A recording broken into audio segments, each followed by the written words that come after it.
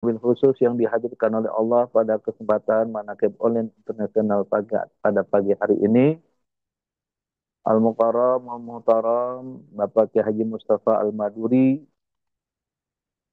Al-Mukarram, Al-Muhtaram, Bapak Kiai Haji Mahya Al-Bukhari Jeddah, Al-Mukarram, Al-Muhtaram, Bapak Kiai Haji Anang Asy'ari Surabaya, Al-Mukarram, Al-Muhtaram, Bapak Kiai Haji Taufik Hidayat Pematang Siantar, dan Al-Mukarram wal Muhtaram Bapak Kiai Mahmud Johnson Al-Maghribi dari Jakarta. Pemangku Manaqib Al-Mukarram wal Muhtaram Bapak Syahir Manap dan Al-Mukarramah wal Muhtaramah Ibu Haja Dr. Syari Usmono dan Al-Mukarramah wal Muhtaramah Bunda Haya pendiri MUI, para kiai, para asatiz wal asatidat, para petugas manaqib, para ikhwan akhwat yang ada di dalam negeri maupun di luar negeri, semuanya yang senantiasa diistiqomahkan oleh Allah, dipanjangkan umur, diberikan kesehatan yang sempurna, dimudahkan, dilimpahkan, diberkahkan rezeki yang halal, ditambahkan kemuliaan, ditinggikan derajat, dipenuhi segala hajat kebutuhan dunia dan akhirat. Al-Fatihah. A'udzubillahi minasyaitonirrajim. Bismillahirrahmanirrahim. Alhamdulillahirabbil alamin arrahmanir rahim maliki yaumiddin. Iyyaka na'budu wa iyyaka nasta'in ihdinas siratal mustaqim. Siratal ladzina an'amta 'alaihim ghairil maghdubi 'alaihim waladdallin. Alhamdulillah di pagi hari yang cerah ini kita sudah berada di bulan Jumadil Ula.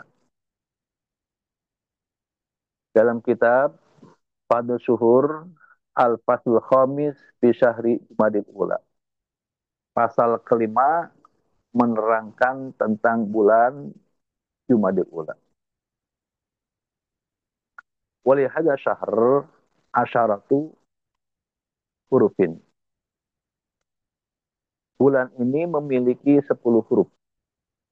Wahia al-jim wal mim wal aliful awal wadal wal alifus tsani wal lamul awal wal alifus tsalits wal wawu wal lamul tsani wal ya. Ada 10 huruf.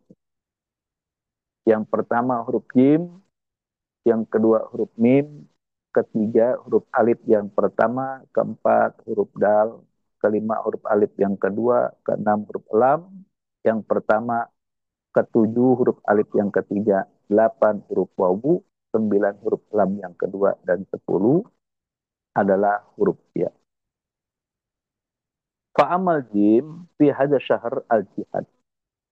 Adapun huruf jim pada bulan ini diartikan al-jihad. Al-jihadu wa du'a'u ila dinil haq. Ya, jihad, berdakwah atau mengajak kepada agama yang benar. Artinya jihad yang dimaksud adalah upaya untuk menyebarkan dan mengajak orang lain kepada agama Islam yang benar dengan cara yang damai dan bijaksana. Seperti mengajak orang lain kepada kebaikan dan kebenaran. Nah, menyebarkan ilmu dan pengetahuan tentang Islam. Lalu menjadi contoh yang baik bagi orang lain. Ini adalah jihad. Mengajak kepada agama yang benar.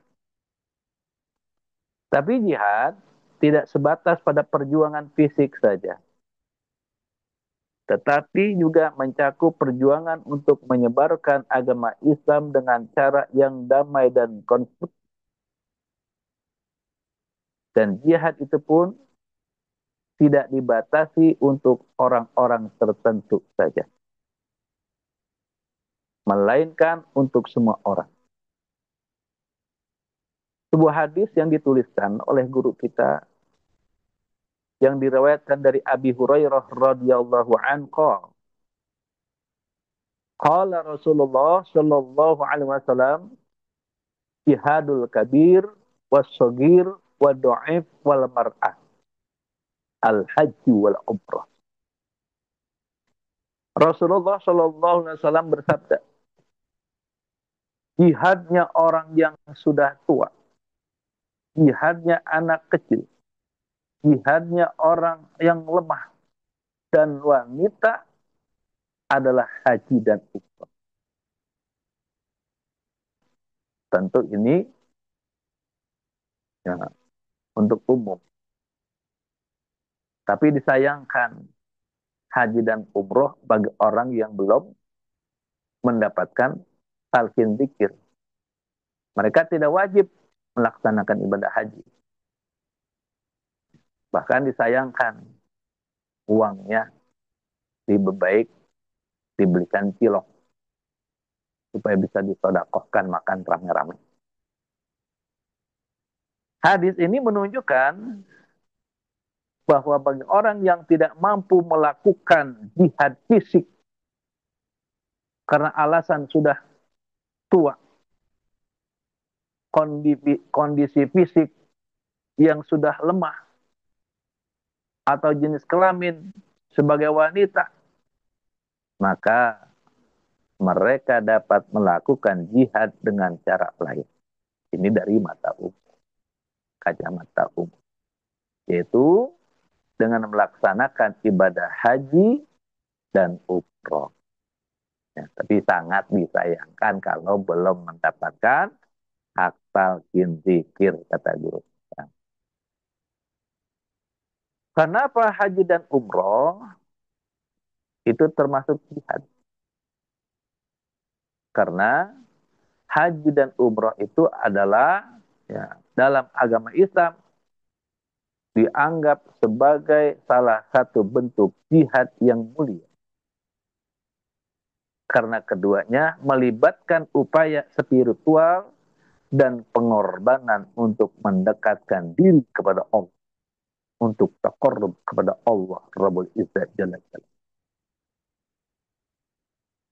Jadi hadis ini menekankan pentingnya mencari ridho Allah dan menjalankan kewajiban agama sesuai dengan kemampuannya masing-masing.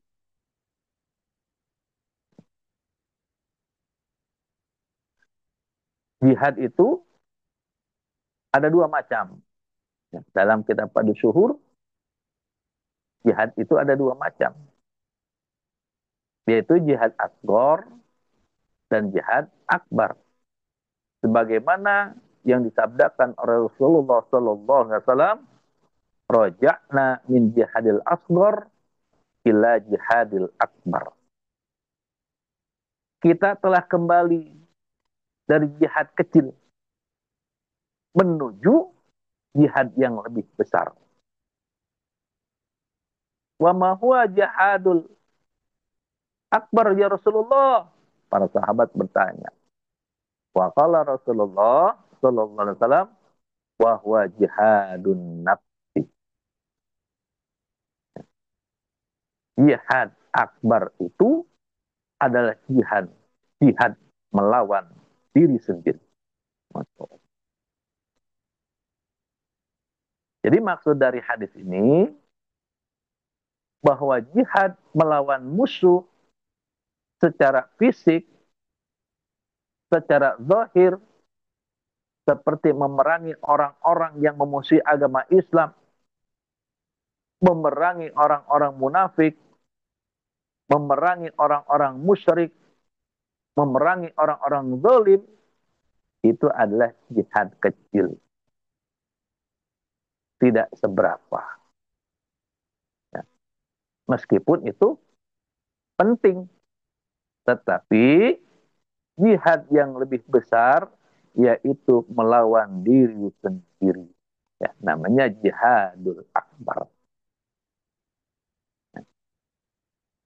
Melawan diri sendiri atau jihadul akbar, jihadun nafsi, Tentunya kita melawan umur kita yang udah banyak, kadang sakit-sakitan, badan pada ngilu, pada sakit, bengkak ke depan, bengkak ke kanan, bengkak ke kiri, alias gendut. Nah, berat rasanya. Males mau bangun ibadah. Ketika ibadah pengen cepat-cepat selesai. Ini yang wajib kita lawan pada diri kita sendiri. Yang dinamakan jihadul akbar. Jihad melawan diri sendiri namanya. Nah, jihad ini lebih penting dan lebih besar daripada melawan musuh zahir. Artinya, jihad melawan diri sendiri itu menjinakkan hawa nafsu dan keinginan-keinginan negatif untuk meningkatkan kesadaran spiritual kita dan keimanan kita agar memiliki akhlak yang baik, memiliki akhlak yang mulia, yaitu akhlakul mahmudah. Agar kita bisa bergaul kepada Allah, bergaul kepada sesama. Hablum minallah, hablum minannas. Lalu kita mampu menghadapi tantangan dan kesulitan-kesulitan hidup dengan sabar dan tawakal.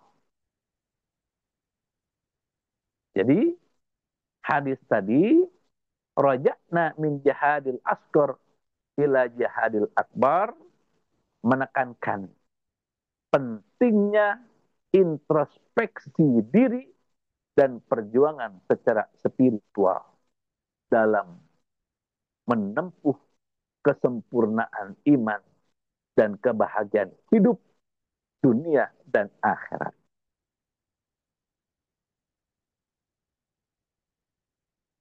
Jihad melawan diri sendiri, ini yang dianggap sebagai jihad yang lebih besar. Karena memerlukan kesadaran, kesabaran, dan keteguhan yang lebih besar daripada jihad fisik. Dalam makalah guru kita dikatakan, belajar zikir itu agar kita punya pendirian. Tidak mudah goyah, bahkan tidak tergoyahkan. Tidak pernah terganggu, bahkan tidak pernah terganggu oleh apapun, oleh siapapun.